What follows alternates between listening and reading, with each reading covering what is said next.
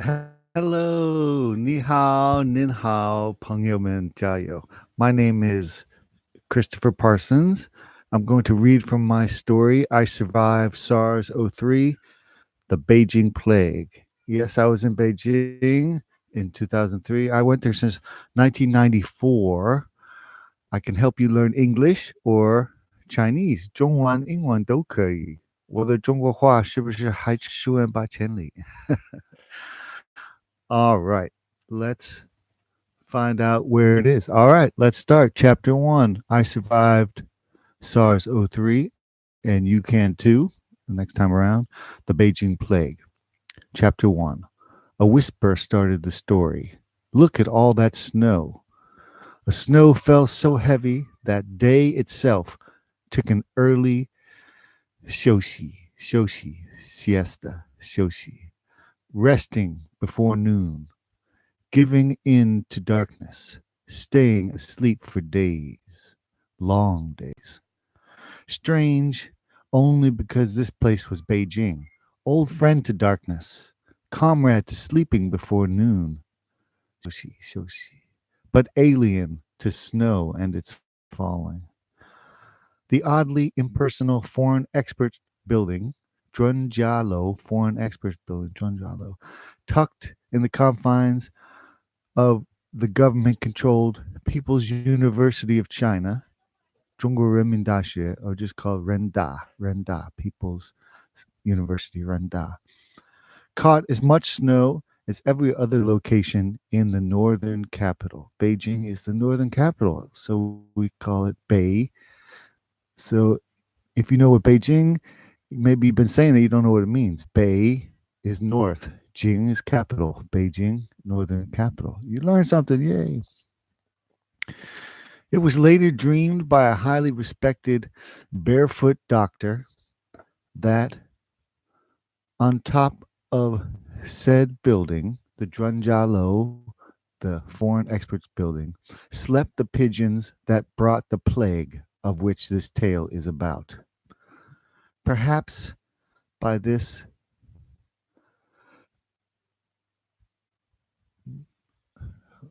you ever read what you wrote? You don't know what it is? Revelation. Oh, it's something's going on. Revelation. Sorry. Huh? It cuts off those words. That's weird. It's the old version. This revelation, he intended to provide some meager versions of succor, or give a shape, an origin, and therefore, I got it. What's up going on with it? Destiny of what happened during SARS. Such thoughts come to few, especially to the dead. Yeah, many died. Regardless of where the plague began, it certainly it is certain that it came with the pigeons. Pigeons. Niao is bird. Niao, niao, bird. Pigeons fleeing from the new ice of old nests. Craven flying rodents the size of small dogs. They were very fat, very pong, fleeing downwards to man's warmth, dragging fleas and endless nightmares, proving nightmares are 噩梦 nightmares. Birds, do you remember birds? Niao, that's right. Proving that there are some things more fearful than man and his waiting. There are some things more fearful than man and his waiting. All right, you remember how to say People's University? Renda, 中国人民大学. Very good. How about Foreign Experts Building? 专家楼. Good. The self-same barefoot doctor went on to imply that the Drunjalo Foreign Experts Building, if it were an ordinary Chinese tenement, the birds would have been in cages. Their feet well wrapped with whistles. Yeah, in Beijing, you can hear the whistling pigeons flying above. Meow, there's some meowing. You can hear the whistles back in the old days. Now the traffic drowns it out. if it had been a Drunjalo, if it had not been foreign experts, if it had been a regular Chinese tenement, the birds would have been in cages, their well wrapped feet wrapped with whistles, their actions well within their master's control. The pigeons, it was thus reckoned, would have been warmed by the abundance of coal fires, remained content with their own filth, and the plague would never have happened. It would have stayed hidden, as should all mistakes of nature. Yeah, it's the foreigner's fault. 都是老外，老外做的事儿的，不可能。老外 is like foreign devil. It's kind of mean to say. Some people aren't mean when they say it, but I feel it's a derogatory term. 老外, foreign devil. 外国朋友 is the nice way to say it. 外国朋友. But yeah, people blame, it's easy to blame someone outside. That's what people do. Before the chronicle proceeds, before I speak of the wings of death and their bitter taste, I should tell you about barefoot doctors. One of the many historical oddities from Chinese contemporary history. For I have no wish to be one of those authors who sits on high. Gotta fix this. Who sits on high. Oops, lost my place. He sits on high. Who sits on high above the reader, tossing down scraps, hogging understanding like a crusty and demonic academia. Anyway, I'll share what I know, is what I'm trying to say in a not sharing way. All right. There was a special time in Chinese history. They always say that special time. 特殊的时间. 特殊的时间, special time. In Chinese history, known in the outside world as the Great Proletariat Cultural Revolution. 文化大革命, 文化 culture 大革命 revolution of the great proletariat. 文化大革命, 文化大革命. Children were taken from their parents. People I know were those children. Children were taken from their parents. Teenagers were sent to forced labor camps. Well, that's not that's not sort of bad. Teenagers, okay. Oh, I have a teenager myself. Okay, but just kidding. They should do their forced labor at home, forced to do their laundry, their own labor. But they were forced to do real labor in the fields and stuff they shouldn't be doing. Teenagers were sent to forced labor camps. The learned were beaten and made to be the slaves of farmers. Yeah, that's true. Doctors were detained in old public bathrooms, that's right, for the sin of practicing Western medicine. And martial arts masters who even imagined sharing ancient secrets with Lao Wai, remember Lao Wai, foreign devils, were captured and killed. That's right, they killed people who shared information about the secrets in China. In fact, later on, I didn't learn martial arts, but I learned puppetry, which is considered a national art of China. I worked with the National Puppet Theater. We had the longest running foreign show in Chinese history, 6 years. 6年是最长的. It was the longest they ever let a foreigner do it. Some people were worried to teach me the secrets of poetry, Chinese poetry, but I can just imagine what it was really like. And I have friends who study martial arts, like Bagua, and they're so serious. When they know you're serious, they get you a grave in the graveyard of the Bagua masters. If you're not serious enough for that, there's the mun, there's the door. You're with us in the grave. There's your tombstone. You're not with us, we're not going to change. That's how serious they are in China. They don't want Lao Wai. So, but Wai Guo Peng Yo maybe is okay. All true what I've said so far. All right. It was not all bad. If you happened to be an illiterate farmer with no inkling to study anything beyond the living parchment of your fields, you were blessed and promoted and blessed. When not busy menacing, serving, oh, the menacing machine of patriotism, or melting your iron pots in the backyard. Yeah, people did that and starved. You were called up for civilian service to work as a village doctor if you had some, natural charisma or intelligence. One of the two. You didn't need both. You need one, charisma or intelligence. After laying manure, one might rush to the aid of a bleeding child who had taken a fall off a small mountain hill, or treat a dilapidated case of arthritis with a can of pins. Yeah. Some people know what they're doing with acupuncture, but very few, in my opinion. The good ones are good. Everyone else is just sticking each other with pins or glass. That's how they took glass from me back in the old days. In the early 90s, they used glass. They just broke glass and they didn't use needles or nothing to take blood. Anyway, such men of greatness had no shoes.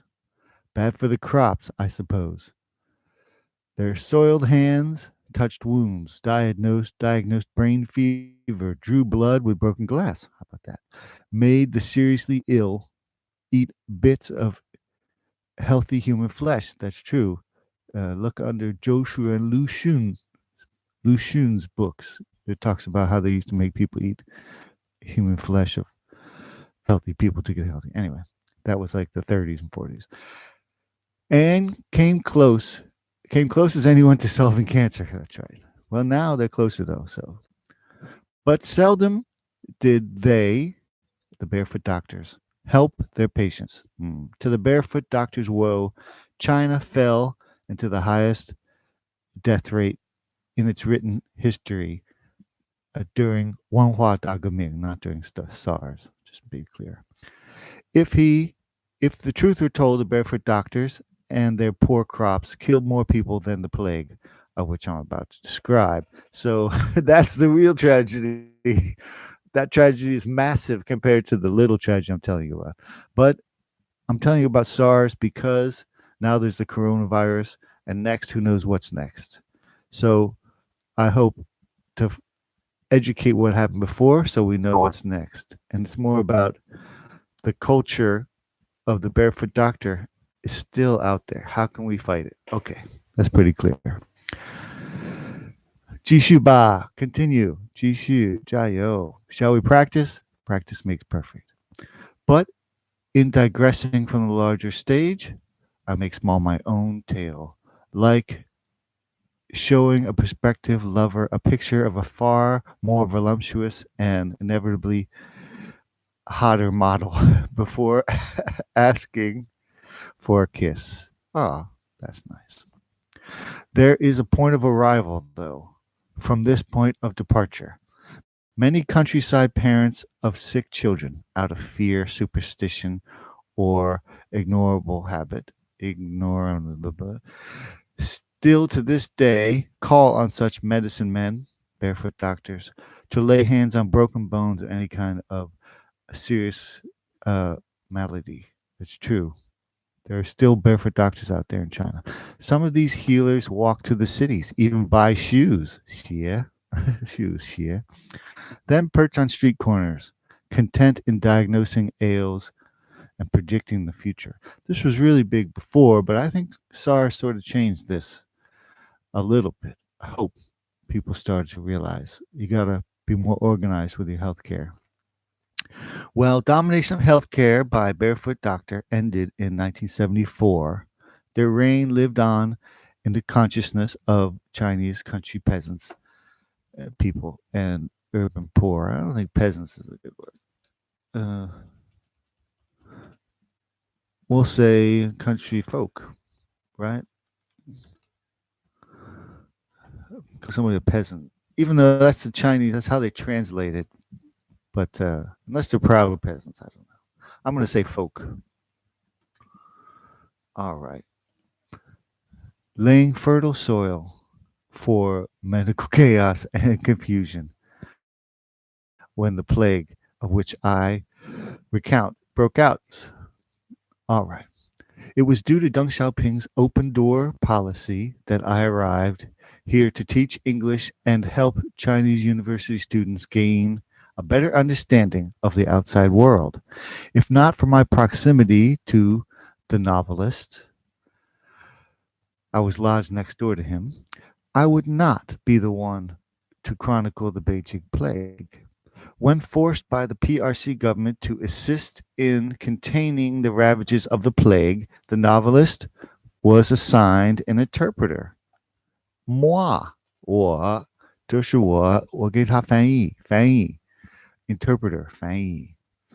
Because of this twist of fate, I now find myself in circumstances that compel me to transcribe the odd events and passings that occurred during the horrific days of SARS 2003, aka the Beijing plague. I must also state in advance that I am no writer, no novelist. I'm just pretending to with these big words. Barely educated by literary standards, I hold a double degree in French and ancient Chinese poetry. 床前明月光，疑是地上霜。举头望明月，低头思故乡。日照香炉，遥看瀑布挂泉泉。飞流直下3000尺，疑是银河落九天. Some Levi poems that prove my poetryness. That's right. Oh, yes. A degree in French and ancient Chinese poetry. Ooh la la. Never the twain shall meet, unless you believe the story that Voltaire once slept with a rather feisty 50-year-old Chinese librarian lady. My greatest skill is reciting. I can perform perfectly the poems of cultures long dead, or review without error conversations with my second grade teacher. I remember that. My ability to memorize and imitate proved extremely helpful in learning languages, but did me in with romantic relationships. Yeah, few females wish to hear their verbatim what they promised in the past. That's right. But I'm good at mimicking. So like old Chinese guys on the street, they sell stuff. Like, 我告诉你啊，你毛病了，谁病我没病啦？上吧，一块一位，老外3块，老外3块，一块一位. They would sing their songs and sell things. I can do the exact same sounds as them, even with music too. 你问我爱你有多深? I can do dialects in the South. 是不是我受不了北京话两仔? You know, I could do dialects, 广东话. It's okay. Cantonese. All right. My writing experience consists of preparing student examinations as well as penning honey glazed love letters. Aw. But these types of writings are hardly intended for posterity, particularly letters of affection that find their ends in great ashes of small fires. Aw. Both are ill suited for the task I have set for myself. Yet something burns within me, something more permanent and lasting than what I witnessed, confronted, and ultimately fled in the northern capital in the winter. Remember, Beijing means northern capital. Bei, north, Jing, capital. This story, the Beijing plague I survived, SARS, must be told as to exorcise the demons. But for the last time, I will recall names and faces which no longer grace this earth. And in doing so, perhaps they and I will rest easier. For something must outlast death and all nations. I hope it's art and peace and love. I hope art outlasts hatred for sure. The following of which I write cannot be proven, and many, have denied it. Hmm. When questioned about that particular winter, the state authorities, as is their wont, will claim nothing happened. No. With a ferociousness which outdoes the hammiest of stage actors. Yeah, they're very hammy. The cops are just like over the top. Everything's over the top in China. If I had the time and inhuman patience to scan Beijing's newspapers, run, hmm? run. eh? If one had time, oh, okay. If one had time to scan the newspapers, run his eye through the glazed accounts, nary a trace of this disaster would be found. The real disaster. One must infer, insinuate, weave, and okay, desperate threads. All right, we got to figure out what's going on. You might find things that say unusually strong flu season, construction work slowed, labor shortage, but you won't find one that says the Beijing plague. They might even say SARS, but they're not telling you the real story. Those who survived the event are able to lend support to my account. Either they have been forbidden by powers higher than themselves, or, much like the bewildered survivors of a shipwreck, their memories have been withheld, as if the act of retelling will lead them back to death's door. Hmm, I see. Death's maw. Wow. Nevertheless, I will not require belief of the reader. No, I don't require belief of the reader. Belief must come of its own accord. And I rest easy with the knowledge that somewhere an individual will be convinced, and one, then others will follow. Others who know and understand will follow. Chapter 2 of I Survived SARS '03, the Beijing Plague. Beijing before the plague. The healing disease, or just killing, or just another killing cure. The healing disease, or just another killing cure. The beginning. Look at that snow. Momentous as those words may have been, they were uttered by one who lacks the desire to decipher the meaning invested in them. One offshoot of my educational upbringing has been the need to pull sentences apart. Let the cadences and implications of each individual component wash over me with full flavor. Thus, look, as in observe, detect, single out, and understand, at something which is currently not me, but will become a part of me through comments, memories of that. Okay, let's go down to the next part. All right, we don't need this bit. All right, here we go. It was December, and I had most of my time with my Chinese students and I spent most of my time with Chinese students and a pair of French journalists. Then there were guys from California like Lance, English teachers in name and little else. Yeah, they could barely speak English. The English teachers from California, dude, bro, what's up, man? Their vocabulary packed full of words like babe, bondo tits, and other asinine words they learned from MTV and Spin Magazine. Such players, as they were called, only talk together, uh, only talk to other men when they need to borrow something, like condoms or something, or in search of a lover's alibi. That's true. That's true.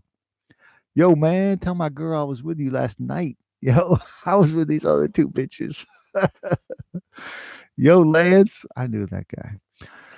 It was to my misfortune that one was here now, Lance, seeking out what he believed to be a sympathetic ear. Yeah, okay.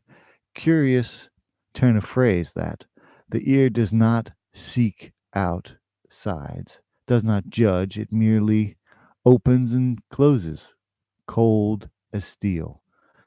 Huh. Ears open and close? Okay. She's going fucking freaking on me, man, Lance proclaimed. She's crying for no reason. Takula Taidor. Kula cry.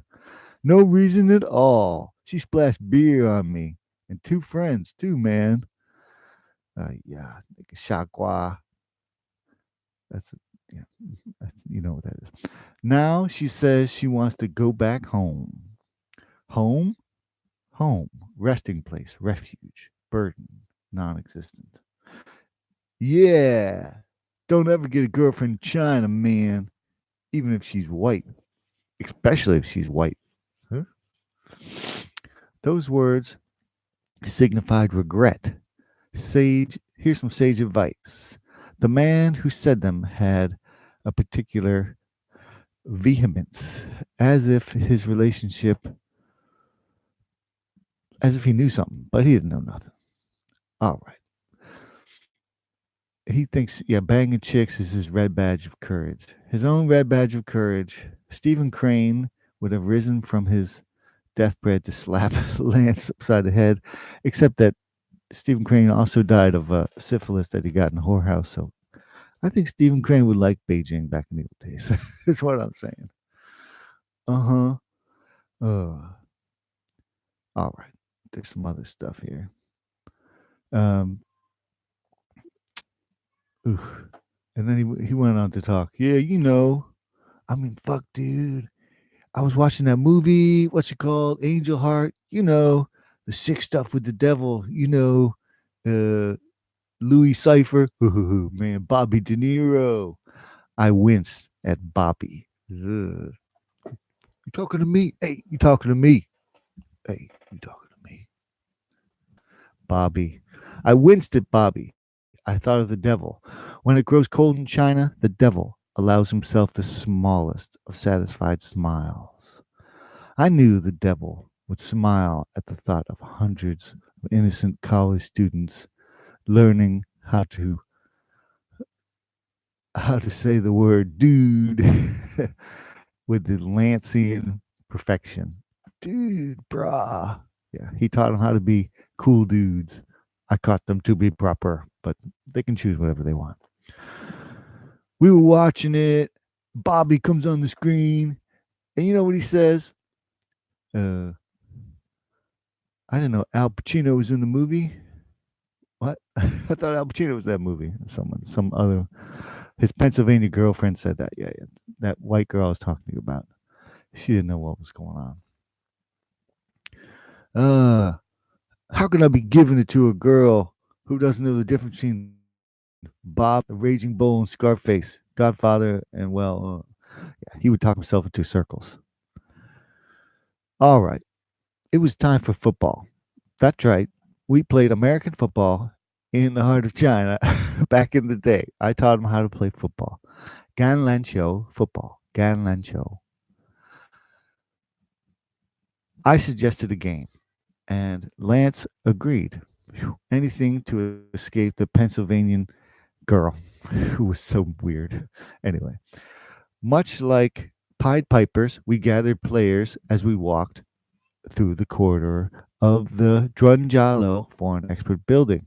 The first recruit was a tolerable ABC, or American born Chinese. Yeah, we just call them ABCs. Hua Chao in Chinese. ABC, man. He's from upstate New York.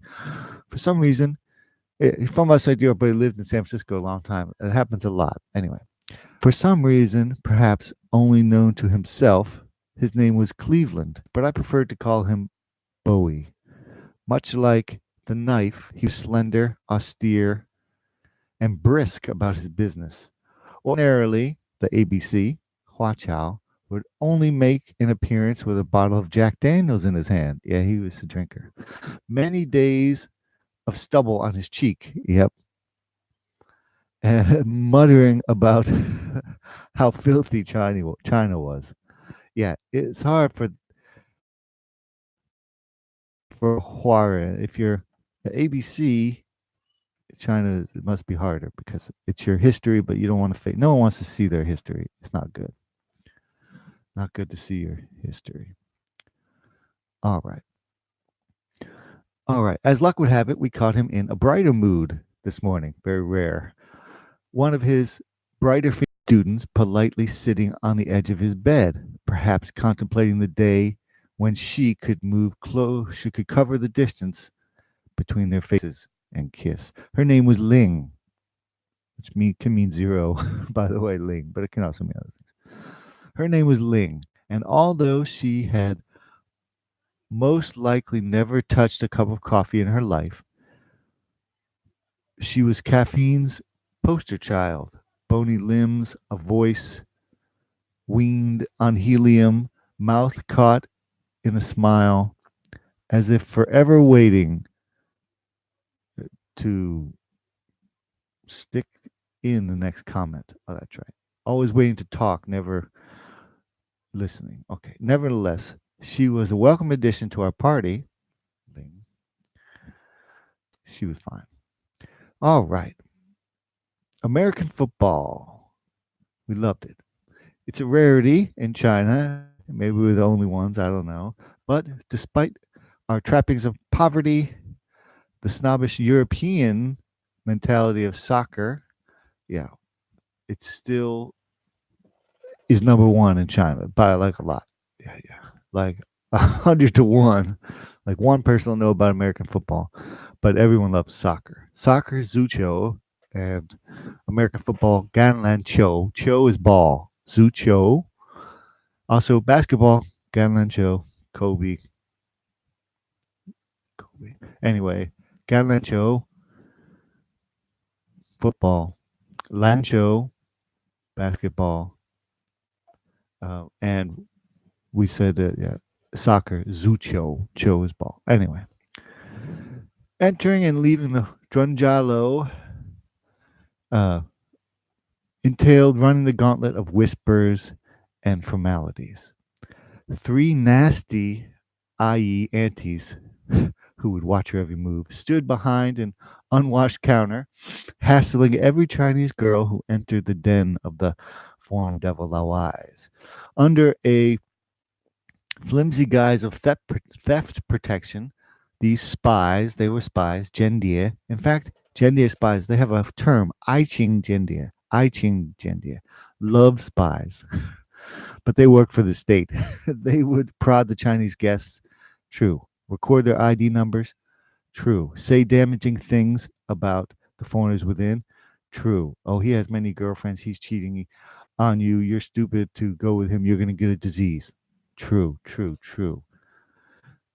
Hopefully they were wrong though, but they would do it every time, while doing whatever else they could to keep Chinese young females from being touched or spoken to by the dirty Laowai. Okay, that's true. In one extreme case, a lady doctor friend of mine was banned from seeing me or treating me, my ailments, which are many, in my room, all because she had visited too many times in 1 week. The police that approached her about it argued, "We have the slips. We see your crime.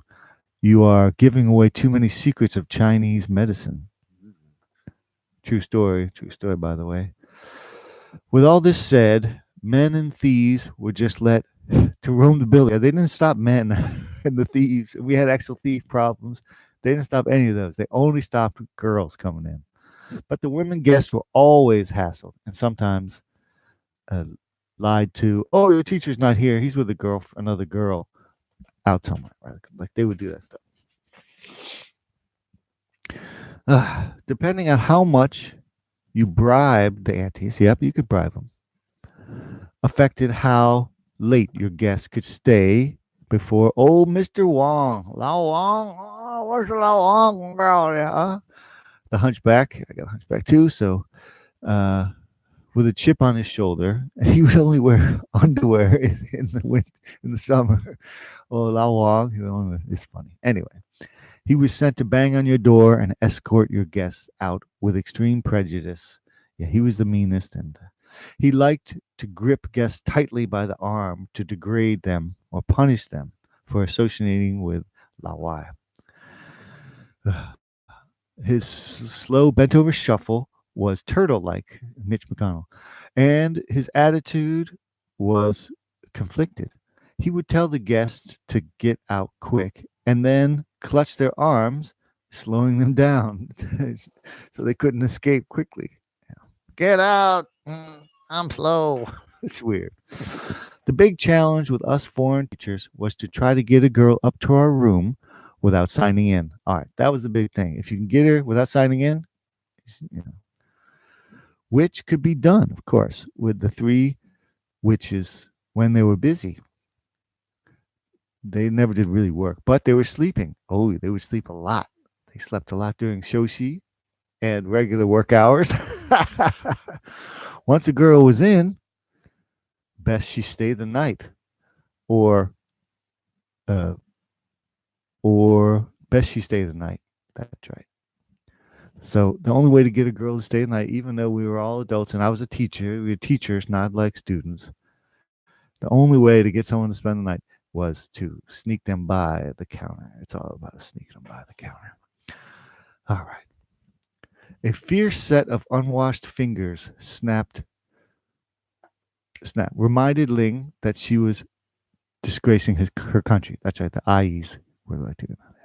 Especially by partnering with an ABC Huaran, the lowest of the low. It's true. They look down on them no more. I don't know why. The diligent student of English, most likely the best in her class, bowed her head, gripping the pen of submission. As Ling filled out the form, you had a coming form and a leaving form. We used to call it the coming form, which was, anyway, when you're older, I'll tell you. The sharp whispers rang between the elderly form. You had a coming form and a leaving form. We used to call it the coming form, which was, anyway, when you're older, I'll tell you. The sharp whispers rang between the elderly hags. She got with that guy. He's worse.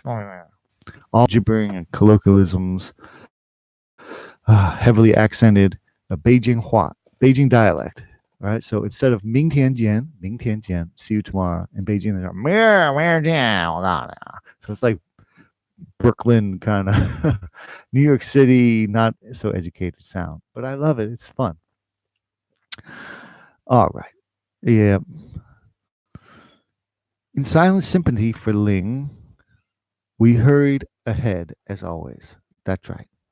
I knew she and all the others like her felt shame twofold every time they waded through the hassles to visit the foreigners. The shame living in such a corrupt system. Yeah. When the smallest person dangles, even the smallest peon dangles power over you, and the shame of being seen as a Laowai slut. I guess they'll say Jinu is like a slut. In the Chinese term for whore is a longer phrase relating the victim to a chicken. That's right. So they say Jinu means a slut, a whore, prostitute. It's too bad. Anyway, a high-pitched nasal whine distracted me from my inner pontification. Sorry, I'm late. Oh, sorry, I'm late. I was cleaning my Bible. Then I tripped over the hot water bottle in the hallway. Again, silly me. Oh yeah, there's hot water bottles. They would put them outside your door, but the doors like opened out. It was just bad. They would break all the time, and they were glass. Okay. The more than silly me was Todd the missionary, that you can bet on Jesus. Yeah, the Jesus lovers had the whole floor. Anyway, he also thought he was better than the godless Chinese. Yeah, I didn't like that. Worship whoever you want, in my opinion. Definitely whatever God you think is great. whatever heaven you want to make yourself, but don't go pushing it on anybody else, right? And don't take away what they got. Anyway, better.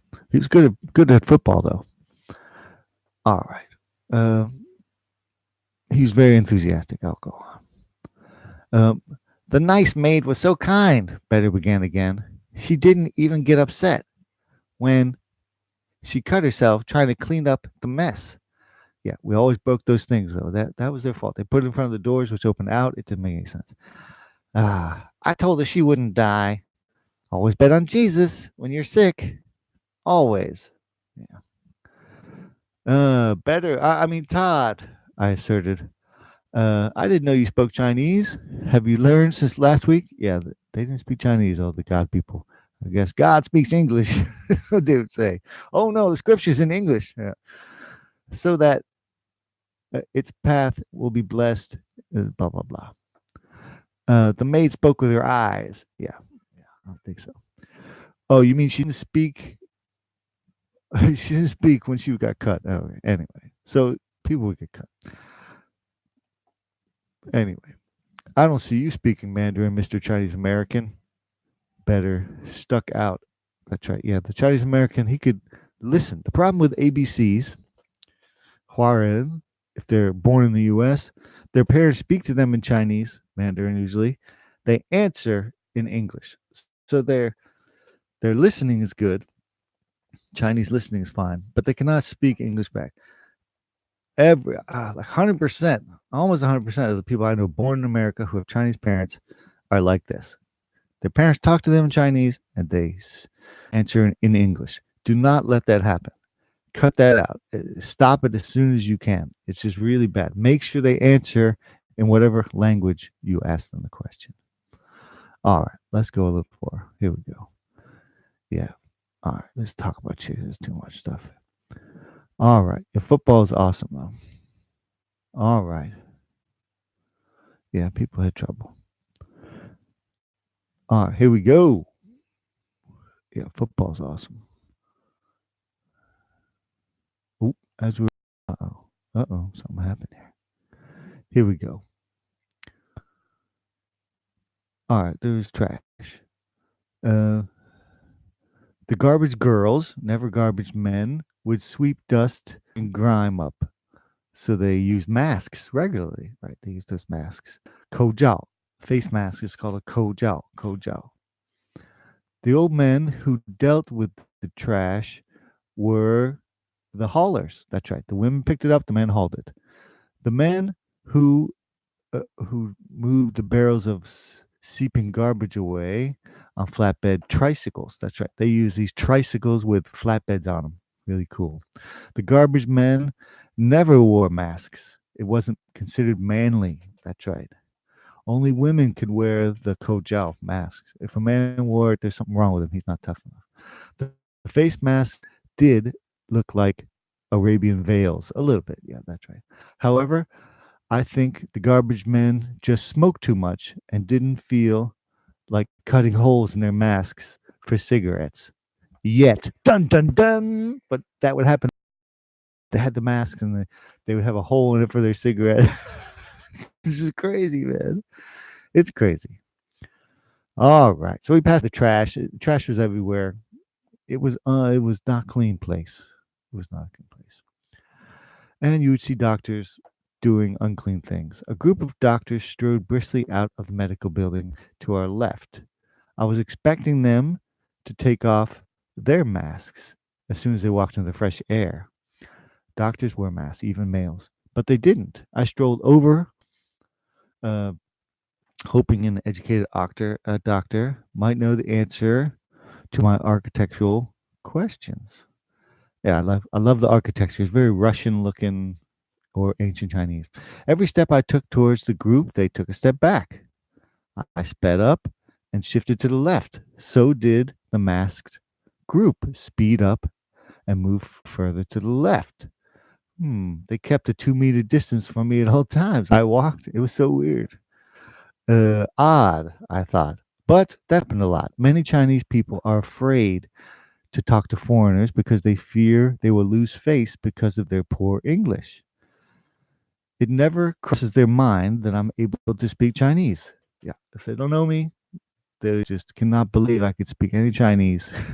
So, like literally, they'll run away. Even if I'm trying to buy something or a cab, some cabs, they're afraid because if it's impolite if I try to talk to them in English, but I speak Chinese, so and sometimes I'm like telling them in Chinese, yeah, everything's okay. And they're like, sorry, I can't speak English in Chinese. They're saying this, and I'm like, you don't have to speak English. I speak Chinese, but no, I can't speak English. I can't speak English. I gotta go. Right? It's so weird. Ah, all right. A family of pigeons. Yeah, the pigeons were everywhere. Like people kept birds in their house where they ate, and they tied those whistles to them. But they're so important. Anyway, a family of pigeons that were on the nearby tree flew out with a great sound. Yeah. All right. And the class bell would go off, and the bell went off. The birds would fly around, which comes in later, of course, when the yeah later on. So they would say class time, ding ding ding ding ding, and the birds would go crazy because it was right near where they slept, and they would drop stuff. When a bird has jumps off uh, the branch, it drops not only feces but it's some of its feathers come out, and some of the diseased parts come out. Ooh, Walker. All right, all right. Back. Okay, we hooked up on our way to football with Walker, aka Huan. He was the hope of China, the cool guy. He's one, as long as he didn't go to class. Like this stuff happened all the time. It was the Chinese solution to the problem. Walker was smart enough to be disturbed by the situation, which made him even rarer. Yeah, most people are just going to take it. We helped him the holy game of Ganlancho American football. Walker also adept smoker Feng and Lao Frank. Lao Feng and Lao Frank. I've never seen anyone who looks less like a Frank. But there he was, Lao Frank. A dusty field on the south was already full of soccer players. Right on around a few games. We had to fight ball courts. No nets. Never had a net, of course. All right. Of football. Awesome. We would pass by the weight loaders. They're all outdoors, and they have these old rusty, just rusty weights. You could go use them, and that was it. Outside, rusty weights. That's how it is. We need and this was Mississippi for football. Because they were playing football and they kept smoking while playing. I said, you can't do that. You can't do that. So to remind them, instead of one Mississippi, two Mississippi, I had them say one no smoking, two no smoking, three no smoking. And in Chinese, it say bu chou yan, bu chou yan, bu chou yan. So we played, imagine this. It's the one blade of grass on the whole field. We scared off the soccer guys to take it because they're wimps. We were throwing the ball around. But in the Chinese guys, they learned the game of football, even though they kept picking up the ball after it was down and running all the way. And I had to tell them over and over again, this is not soccer. When the ball is down, it's dead. But they would keep smoking while they were running and playing. I don't know how they did that. I mean, I smoked like one cigarette my whole life, and it knocked me down. But what's up with smoking? Anyway, this smoking later on, national news in China, smoking saves people from SARS. That's what they said. And they said if your lungs are not breathing in, then you breathe in less less bad things. I say if you're weak from smoking, open door, man. If you're weak, that's what gets you. All right. End of chapter 2. We'll do the next chapter next time. Hope you guys had fun, and hope you enjoyed my story. All right. Huh. No chat today? That's fine. My name is Mr. Parsons, aka Mr. Magic. I survived SARS 03, and you can too. Beijing Plague. 谢谢朋友. See you next time. Bye for now. After a while, crocodile.